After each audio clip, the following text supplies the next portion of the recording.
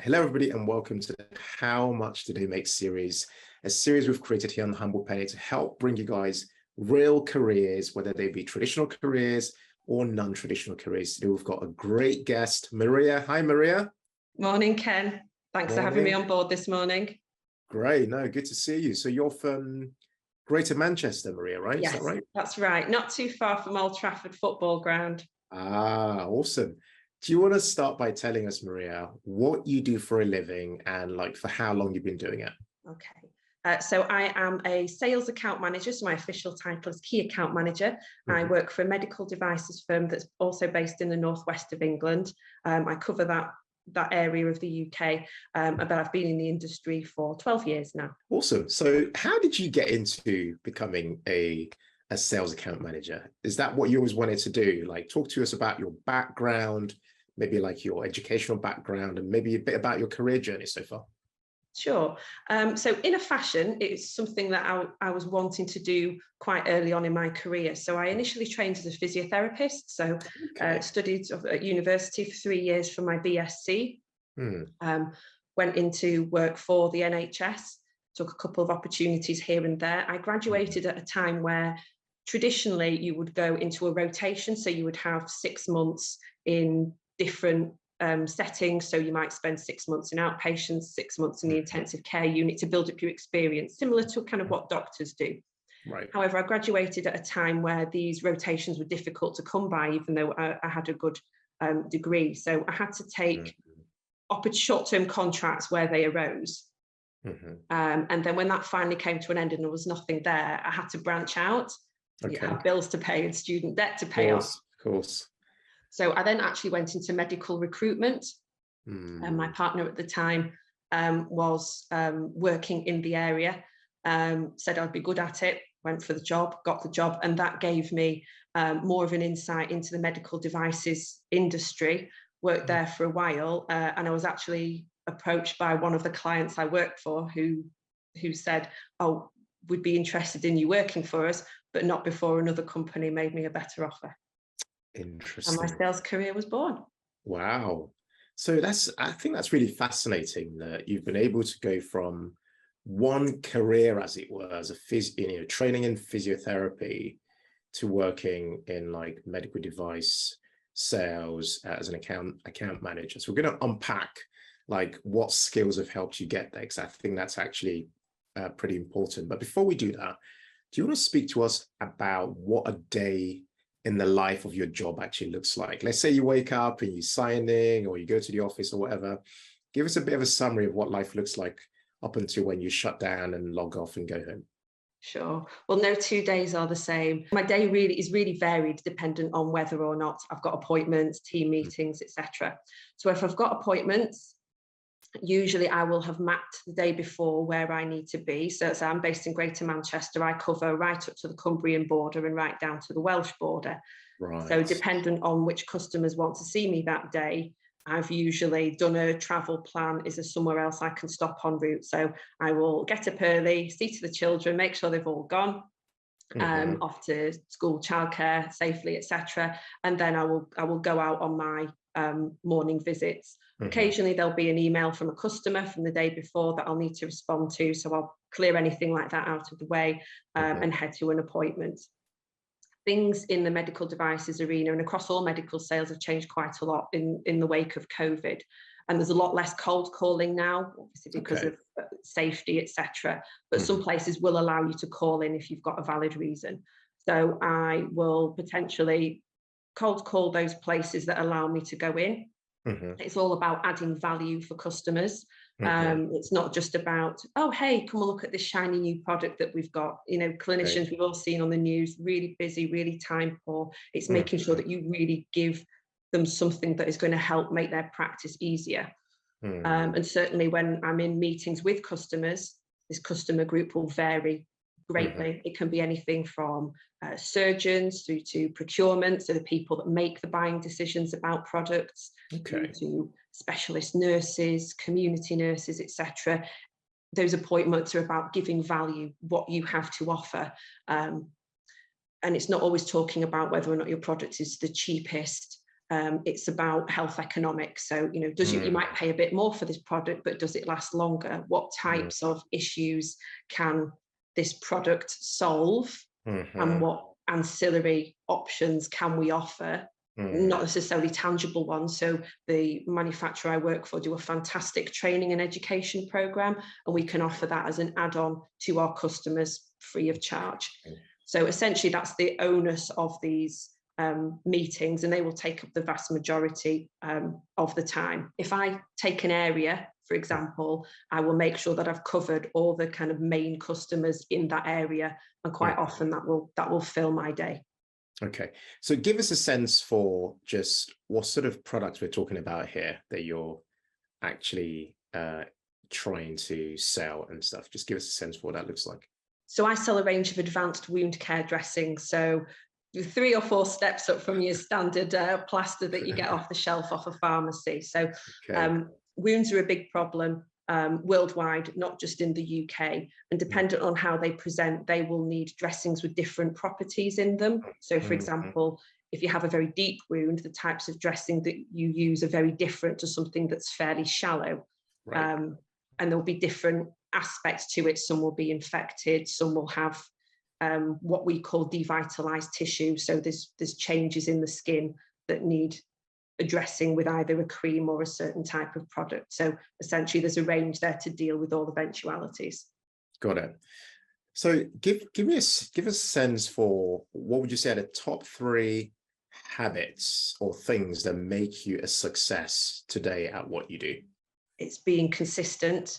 It's really important to keep going, to keep doing the same things day after day after day. You don't suddenly win a big contract, for example, or a listing on a preferred supplier list. And in the industry, we call that a formulary. Okay. It's these incremental actions that you undertake on a daily basis that will get you the results. Sometimes it feels like you're not getting anywhere and you want to give up, but actually that consistency is key. Getting in contact with the customer in a timely fashion, responding to queries in a timely fashion is really important. That said, the second most important thing I'd say is having that flexibility as well, being able to identify if something actually isn't working and being able to change your direction. So I'll give you a very quick example. So in a previous role, I was trying to gain business in an area that I knew was lucrative. I'd done my homework. I could see they were using lots of competitor products. The main person who was in charge of the buying decision would not see me for like nearly 2 years. Wow. So that was a lot of door knocking. I thought, I can't carry on. So by changing my approach and being flexible in my thinking, who else I can speak to in order to reach this individual, that in the end got me the results. Wow. And I ended up getting the contract, which was great. And again, it took a lot of persistence and being consistent. So essentially those 2 qualities link in with each other. And the third, I would say, is being tenacious. It's being able to think outside the box. Look, it's not my favorite turn of phrase, but it's kind of the best way to describe it. There's so many variations in how the NHS works regionally and indeed around England, that what works in area A isn't necessarily going to work in area B. The person in area A that makes the buying decisions, it won't necessarily be their equivalent in area B. So it's by looking for these kind of nuances, variations, keeping going, looking at new potential customer bases for these products. So, for example, in my current role, the main customers tend to be specialist nurses that deal with wounds. Okay. And that takes up a big part of time. However, there will be podiatrists who look after feet. There will be there'll be vascular surgeons, etc., that may benefit from the products. So it's about exploring all those options. So I'd say those are the 3 most important things to be successful. It's funny, last week we interviewed a podiatrist. I'd never heard of that career in my life. And it was actually really interesting just hearing what they do, feet specialists and what have you. So it's interesting to again see a connection between what you do and those people from those other careers. What would you say, Maria, you love about what you do right now? I love the variety of people that I meet. Yeah. So I said in a day, I can meet a team of community nurses that will go and see people in their homes. Quite often they've got sort of 20 to 25 visits a day. Mhm. Again, being able to deliver that value, help make things easier for them. Then I may go and see a vascular surgeon. I may go and visit a podiatrist. I may be having a conversation with somebody from an academic institution about using our training program to support their nurses that are coming through. So that variety is what really keeps me going, and it keeps me out of mischief as well. Love it. Changing environments, different people. Love that. And what do you find most challenging, do you think? The travel can be quite a challenge with a young family. Prior to me having children, I was covering the whole of the north. I could drop it, at the drop of a hat, just, go from Manchester to Hull, for example, maybe see a customer in Newcastle. One company I worked for, they were based not too far from you, Ken, actually, in Kent. So I was doing a lot of driving. Whilst that has reduced somewhat in the wake of COVID, it's still difficult with young children, so that can be challenging. However, my current employers are fantastic. They're flexible.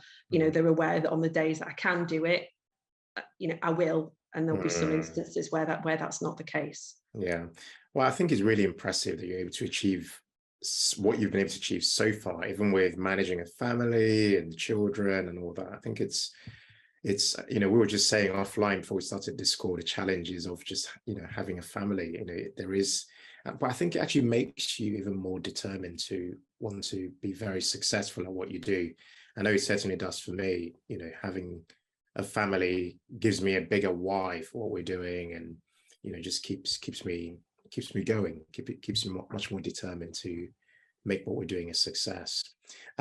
Let's talk money. This is a personal finance channel, and people are always very curious about what other people earn. Do you want to give us a sense for what you earn to do the job you do as a sales accounts manager? Sure. As I'm currently employed, there is some confidentiality around exact amounts, but my package at the moment is in the region of the 50,000. So that will include a salary, company pension, company car, and other additional benefits, things like critical illness cover, life insurance, etc. And then on top, there's potential for an uncapped bonus, which can be anything from £10,000 upwards. Right. So is that bonus based on your performance from your sales activities? That's correct. Yes. There will be some incentives for more of the soft skills, for example. So, epitomizing company values and behaviors, meeting certain KPIs in terms of things like completing your customer relationship management information. And there'll be usually kind of spot incentives. So if we're having a promotion around a new module on our educational academy, for example, the first person to get 5 people signed up will have, a little extra. That may be a cash bonus. It may be a bottle of fizz, for example, but there's always little bits extra. Got it. This is slightly out there, but I want to ask you this. So imagine you've got certain KPIs, and let's say you've hit those KPIs, right, in a period. Let's say it's a quarter, but you went above and beyond, and let's say you signed a big account with a new client that maybe your employer hadn't even foreseen, but you managed through your own being enterprising and being creative and all those things, and you sign that account. Is there a possibility, and I'm curious about this, is there a possibility of a revenue share from that particular new client, or is that never an option for somebody in a role like yours? Generally speaking, it's not a revenue share because of the commission scheme that all companies will have in a sales role.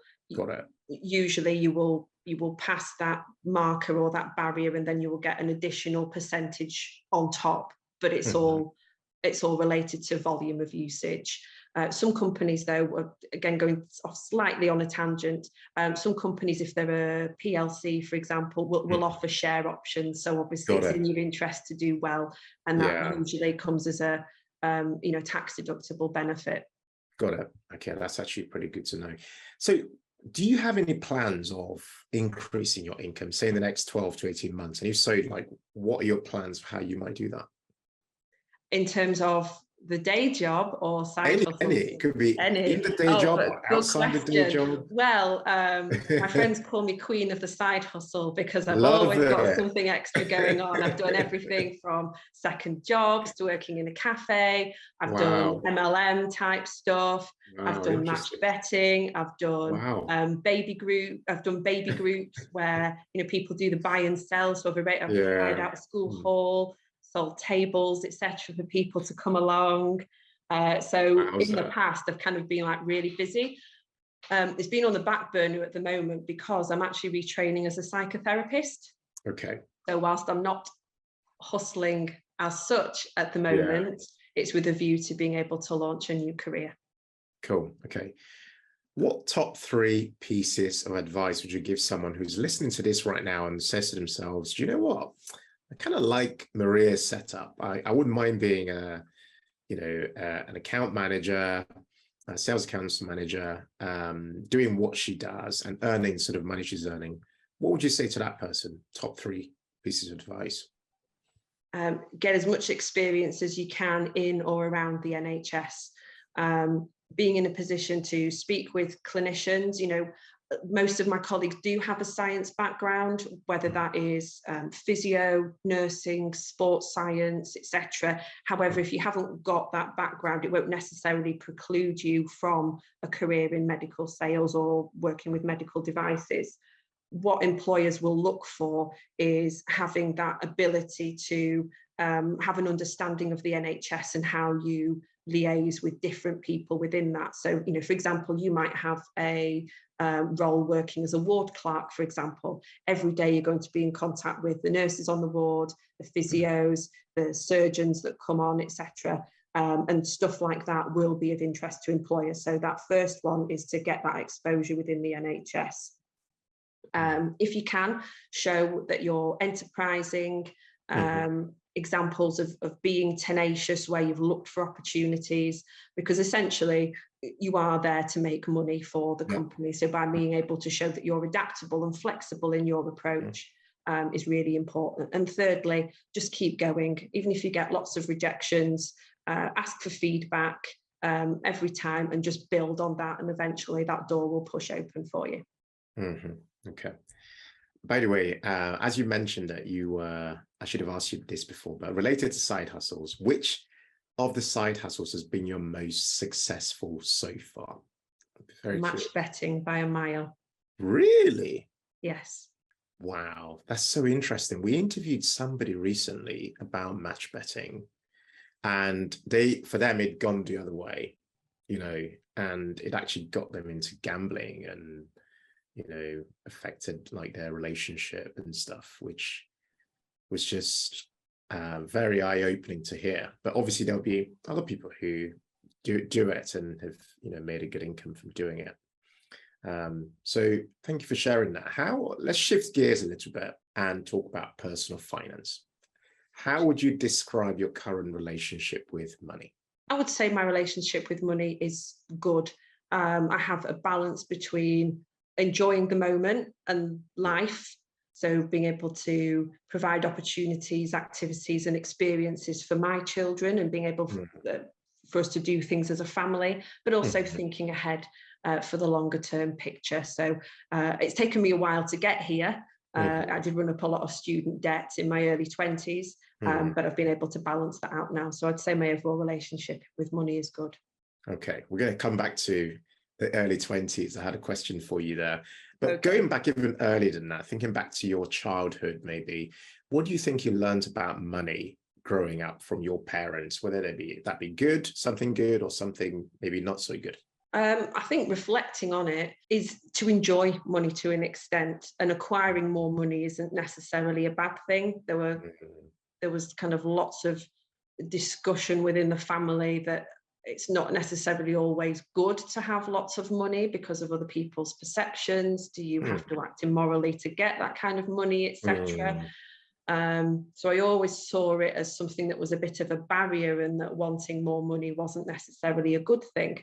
Interesting. However, my parents were quite careful with their money. They invested it into property, etc. Okay. And I've learned quite a lot from them in that respect.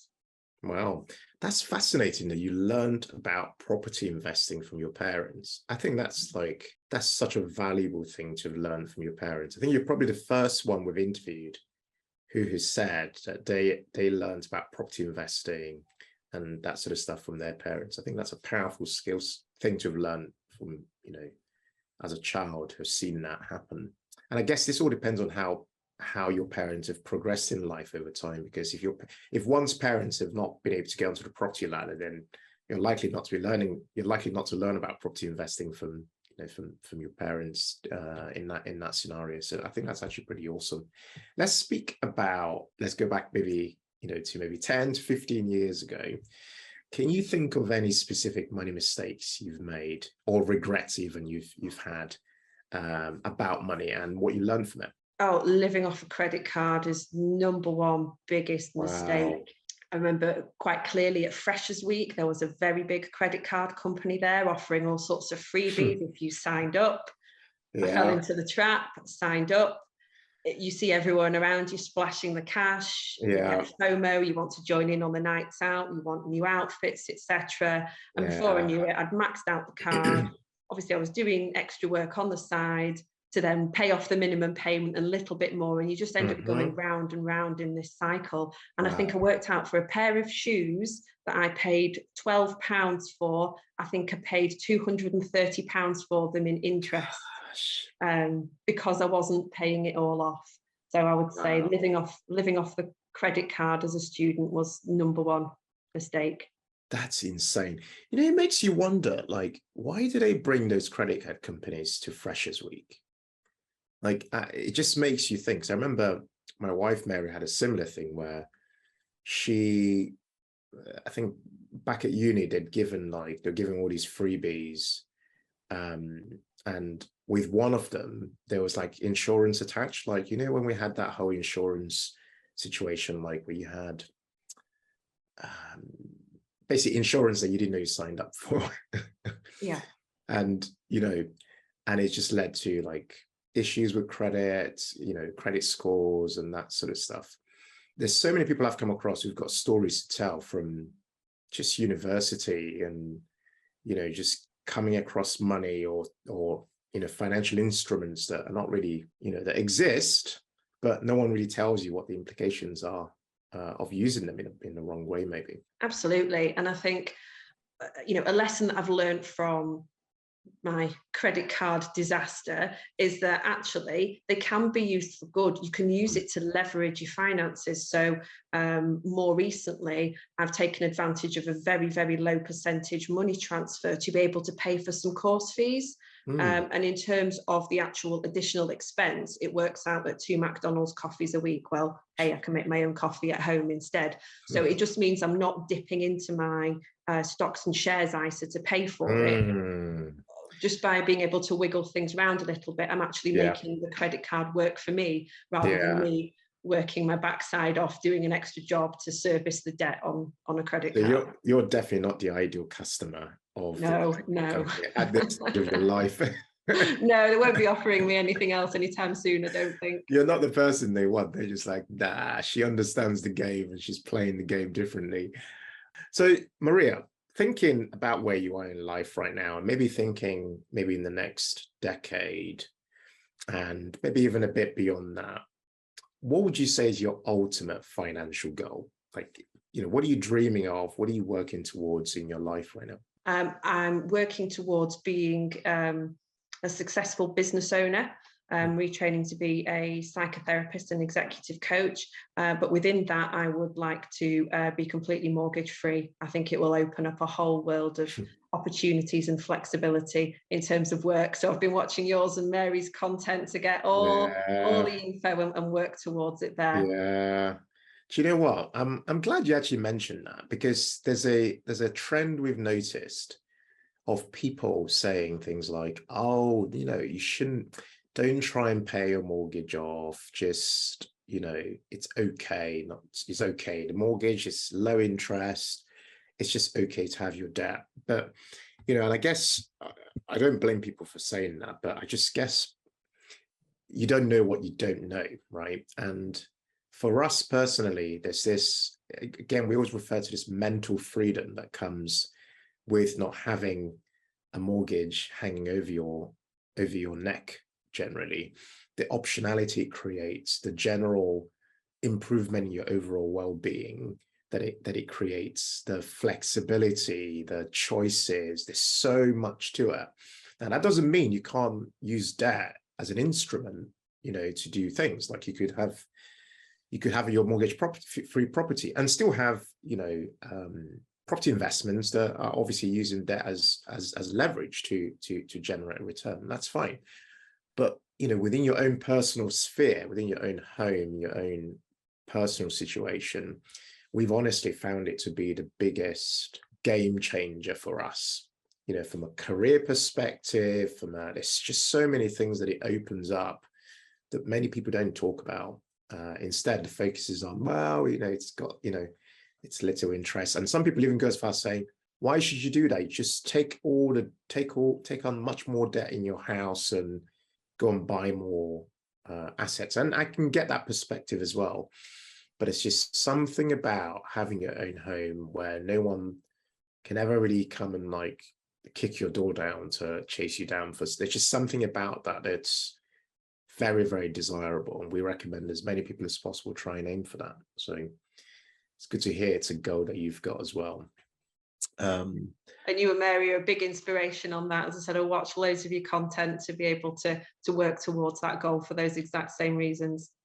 Thank you. No, that means a lot. That means a lot because it's funny, we were actually quite hesitant about creating content around that topic because we didn't want to come across like, you know, like, hey, look at me. And, you know, you know, we didn't want to come across showy or anything. So it took quite a while to decide that we're going to create that very first video that we think most people who watch our channel have probably seen, the one on how we paid off our mortgages in 7 years.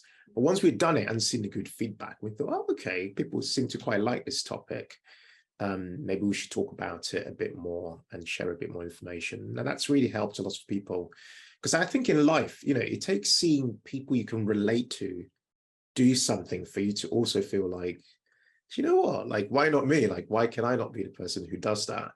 So we've had many people, you know, even in our comments and people DMing us saying, you know, here's what I've been able to do because I saw you guys do it first, you know, and that's, you know, for us, that's an amazing feeling attached to that.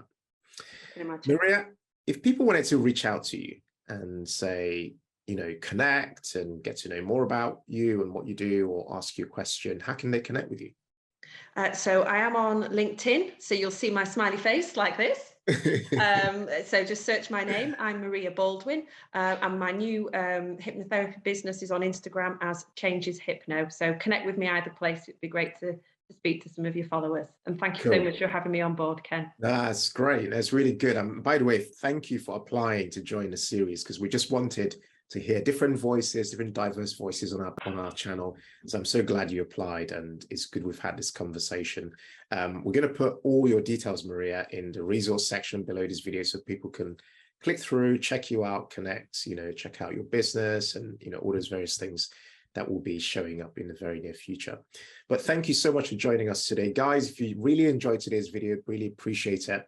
If you hit that subscribe button, that's what we'd love for you to do. That just helps our channel continue to grow and reach ever more people and help them on their money journey as well.